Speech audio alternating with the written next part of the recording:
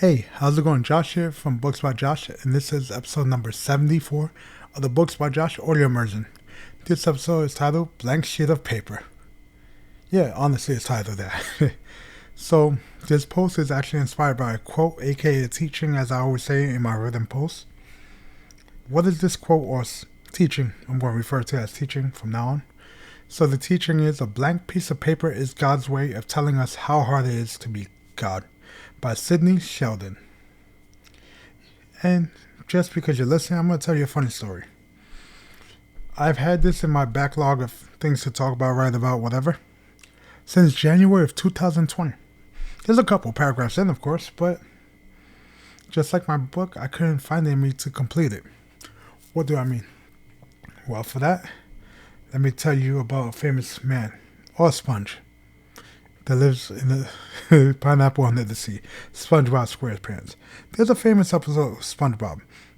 You might not have seen it, but you know the meme a few hours later. That stems from this episode, where SpongeBob is tasked to write an essay.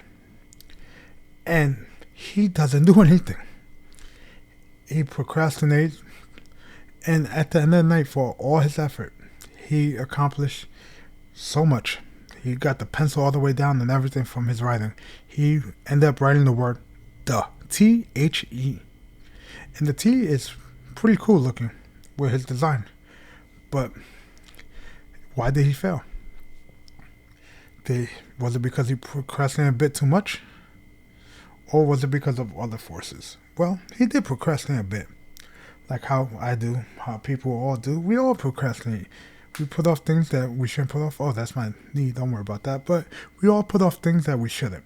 And it's not the only reason. You might not believe this, but it's actually hard being a creator, a content creator. Sure, you can make good money. Look at streamers, YouTubers, podcasters. Look at Joe Rogan, how much he makes. But haven't you noticed that a lot of your favorite YouTubers, content creators, things like that, take breaks for a couple weeks or months at a time? Or they talk about mental health. Jonathan Morrison, Henny the Business, even MNG TV, who runs the Pokemon channel, had to take breaks because they're feeling burnt out. It's an actual thing because it happens. I'm not saying I'm as big as any of the people I mentioned, or even a person on YouTube with 100 views. I'm just saying I'm still a content creator and I still feel drained from producing content. Sure, my views aren't there, and that's one of the reasons why. But the amount of work that goes into producing content is astronomical or absurd. I can say big words, but at the end of the day, it's just a lot of work that goes into it, and it tires you mentally, not physically, unless you're going on the shoot, hiking, stuff like that. No, but let me talk about the podcast I record before this one. For Tech with Josh. Give it a follow and listen. TEK space with space Josh. So, just scripting and doing slight research on certain things was about an hour to an hour and a half, let's say. And I don't often script. I started doing it now. But then to record, I do everything in a single take. I try my best not to really do cuts or anything like that. So that's about half an hour to get everything recorded. Okay? For what was it, 16 minutes, 26 seconds, half an hour there. Get the audio right, everything like that. Then editing, uploading, getting the tags right, summary, getting the analytics, everything like that, about another 30 minutes. So all about 2 to 2.5 hours for a piece of content that you're going to consume in about 16 minutes. Let's just say 15 minutes. Okay? And that podcast is not monetized in any way. There's no ads, anything like that. Not saying that so you can support me. I'm just letting you know. My main source of income from all my side endeavors with the Books by Josh brand is, as the title implies, books by me, Josh. So,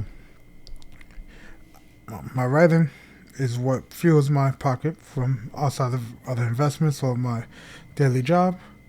So, with writing as an author or writer, I'm a god. Why do I say that? I'm not trying to put myself on the pedestal. No. I create worlds that only exist because of my work. Without me, there's no Jason Street, there's no Drake Hunter, there's none of this. And my job is to make you experience my world. And the problem is, with that, I'm honestly horrified on what others would do to my world, how they butcher it, complain about it. Look at She-Hulk. I haven't finished it yet as of recording this episode, but a lot of people give it flack online because of the twerking, all of these things that have happened in it. If I spoiled it, I'm sorry. But also Game of Thrones, they hated the last season. Whereas me as a creator, I understood, hey, it was good for what it is. It's the last season of a show. You can't expect it to every season to be mind-blowing because, hey, you're creating something from nothing. The books aren't even done yet. You know? So it's like you're creating your own version of what's going to happen, and not everybody's going to like it. And that's why I'm not so critical on shows, movies, books, because I understand. But at the end of the day, those comments and that negativity go against the creators. Right? Because on YouTube video, how many times do you see negative comments? YouTube disabled the dislike button, and guess what? It's a great idea because that would affect the creator. They'll see those negative thumbs down, things like that, and they get affected by it. It's a mental thing. Sure, it doesn't route traffic the same way because end users can't see who's disliking it. If it's like a 40% like, 60% dislikes, they wouldn't have watched it. But at the end of the day, it helps the creators. And by helping the creators not see that negativity, they're going to produce more. It's a controversial topic, I understand. But I know I'm not the greatest writer. And even though I try my best, there's going to be people out there who don't like my content. And that's one of the reasons, honestly, I haven't finished that book. If I didn't have these fears or anything like that, anxiety behind it, I could probably no lie finish it in a month. I'm already 22,000, 23,000 words into it. I'm about a third of the way. Like, this is when the issues start happening in the book. I'm not going to give it away right here. But it's just like when you were a kid. Think about when you were a kid and you were making macaroni art. Or you're making an ashtray for your parent or guardian. Or that hand turkey. How much time you spent on it. And the feeling when your parents put said hand turkey or macaroni art on the fridge. And now thinking back, you're like, that sucked. But guess what? Your parents or guardians didn't tell you that because they knew the effect it would have had on you. So they praised you for it. Even though it was the ugliest piece of art they saw, they praised you for it. And that's the whole thing.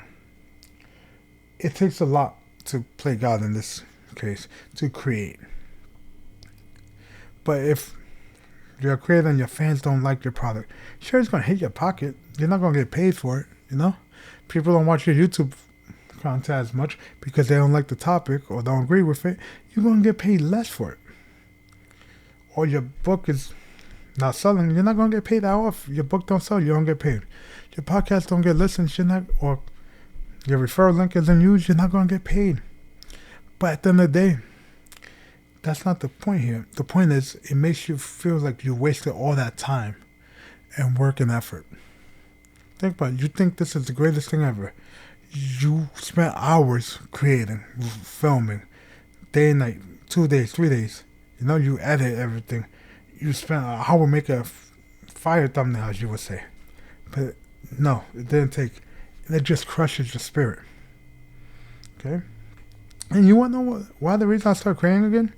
This is 3 podcast episodes within 4 weeks for this show and 3 for the others. So that alone is 6 podcasts. Basically more than I put out in the past 2 years. Because a friend of mine, I was meeting him in person, we were hanging out, he was moving. And he asked me the same question Kevin Smith asked in his book. Tough, S-H-I-T-H. Or S-H-I-T. Why not? Instead of asking why, ask why not. So he said to us, why not create more content? Why not? What's holding you back? I said, you know what? Let me give it a shot. and I revive my projects, such as these 2 podcasts, my writing, my reading, because that's been slacking too, and in the works is a book of poems. It's not going to be the greatest, but it's going to be content, And if you want more content like this, subscribe, listen to a back catalog of episodes.